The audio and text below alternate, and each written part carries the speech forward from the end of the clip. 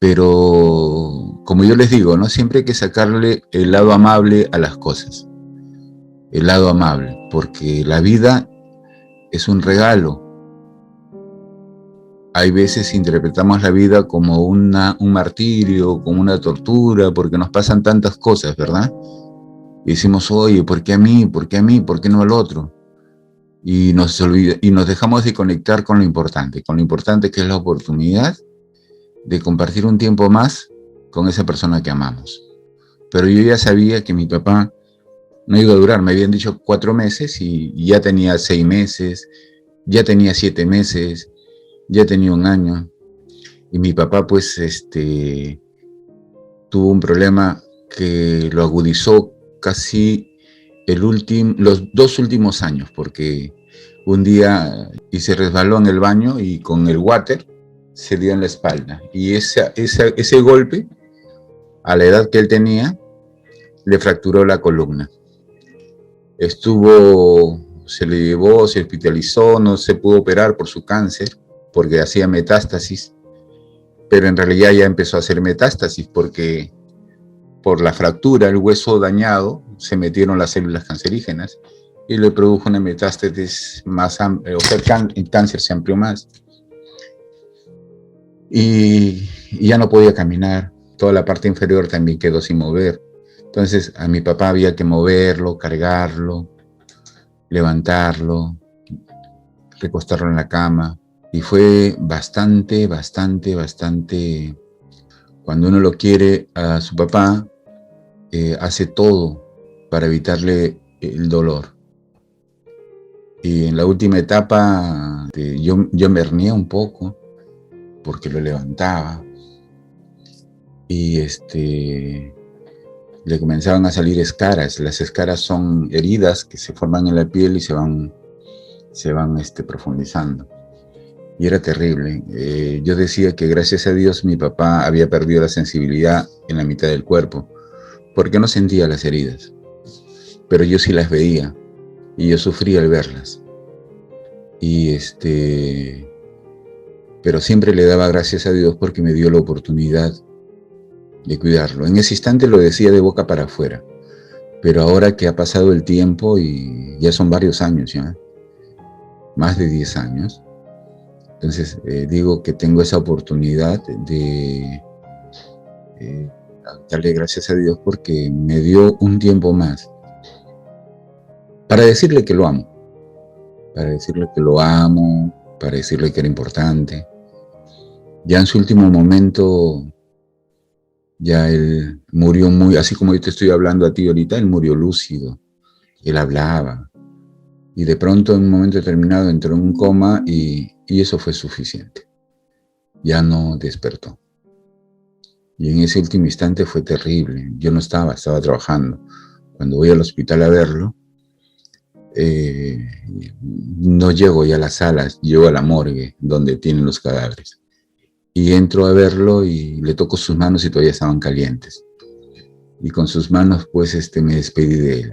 Hice que sus manos tocaran mi rostro y le dije cuánto lo quería, cuán importante era para mí él.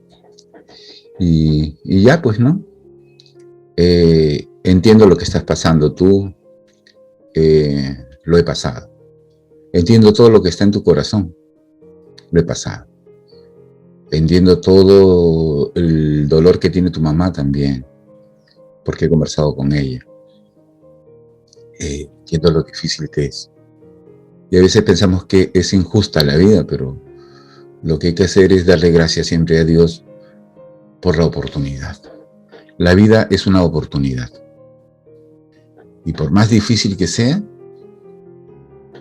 hay que conectarnos con la oportunidad. No hay que dejar de conectarnos con la oportunidad. Piensas en que tienes un motivo para seguir esforzándote. No sabemos qué hay al final del camino. Vamos a encontrar muchas piedras. Pero sabemos que las piedras son parte del camino. No son la limitación, no es el final, sino es una parte del camino. Todo esto que estás viviendo con ellos, por ejemplo, mira, ve, esa oportunidad que tuve de compartir con mi papá, se las compartí a ustedes ahorita. Y en cada uno de ustedes debe haber generado una reflexión. Y esa es una oportunidad.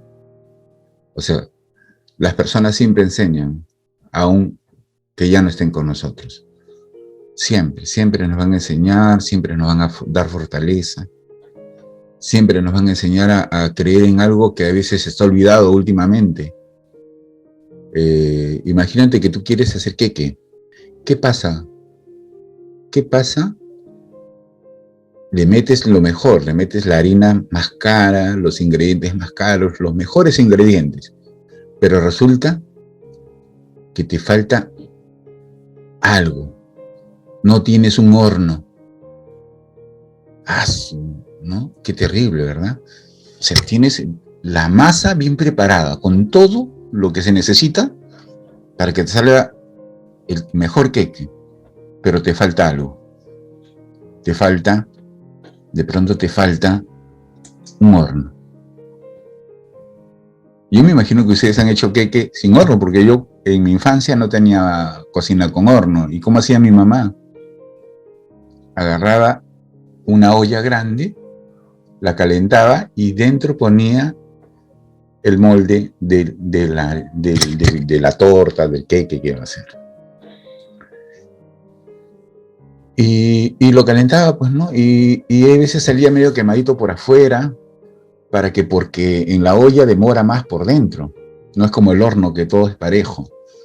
En la olla primero empieza lo de afuera y desde abajo hacia arriba. Entonces ya te vas a imaginar que desde abajo está quemadito, por los costados está más dorado, y en el centro queda medio blandito. Pero no era un queque perfecto, ¿no? Y entonces yo le digo a esta persona, ¿no? Le digo, entonces dime, ese queque no salió como tú. No daba respuesta, ¿no? Se quedaba pensando, ¿no? Una parte nuestra se niega, se resiste a entender de que a veces las personas somos buenas, pero hacemos cosas que de pronto el otro no espera, porque no sale como el otro espera, pero vayamos a ponernos en el lugar de la persona que hizo el queque, ¿no? Le puso los mejores ingredientes, le puso lo mejor de sí, pero le faltó recursos. Porque si esta persona hubiera tenido un horno, el queque hubiera salido bueno. Como no tenía un horno, usó lo que tenía. Y le salió como le salió. Pero fue el mejor queque. Para esa persona fue lo mejor que te dio. No te dio de pronto lo que tú esperabas, pero te dio lo mejor que tenía. Y así es la vida. Hay veces juzgamos a los hijos o juzgamos a los padres, porque creemos que no son lo mejor que hubiéramos querido. Y es que nos conectamos solamente con el queque, con ese queque bien hecho, como ese estereotipo de queque, como la fotito del queque que alguien nos puso allí y dijimos, yo quiero ese queque. Y resulta que ese queque es consecuencia de cómo hemos hecho la masa, no solamente, sino cómo hemos estado en todo el proceso y los recursos que hemos utilizado, los recursos que no hemos tenido y lo que hemos tenido. Pero siempre hubo una buena intención, siempre hubo muchas ganas de darte lo mejor. Pero hay veces hay recursos que no tenemos. Y cuando hablamos de esos recursos, el recurso que tiene que ver con la gestión emocional, aquellos recursos que nos ayudan hay veces a conectarnos con lo mejor de la vida y no con lo peor. Cuando vemos un familiar, como el ejemplo que les di de mi padre, cuando alguien le dice a alguien que tiene cáncer y se va a morir, ya lo vemos muerto y nos conectamos con lo peor. Y dejamos de conectarnos con esa parte que es la oportunidad, y la oportunidad de compartir en el poco tiempo que tenga lo mejor. Y entonces hay veces pensamos que no hay más, que ya se acabó todo, como ese niño del video, ¿se acuerdan? Me arruinaste la vida, dice el niño a la mamá, ¿verdad? Porque se comió su caramelo. Imagínate, ¿no? Entonces, siempre es importante, siempre es muy importante conectarte contigo. Es muy importante tenerlo en cuenta. Y duele, pues, y duele, nos afecta, nos ¿Y por qué duele? Entonces, el dolor no se gestiona, porque la emoción produce algo en nosotros. Lo que gestionamos siempre es la actitud que tenemos frente a eso que nos pasa, frente a ese dolor, frente a eso que nos ha tocado vivir, frente a lo que tenemos que dar respuestas, ¿sí?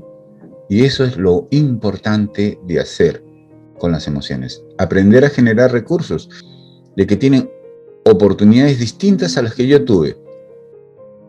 Porque en mi época nunca me hablaron de las emociones. ¿Por qué será que ahora estamos hablando de las emociones?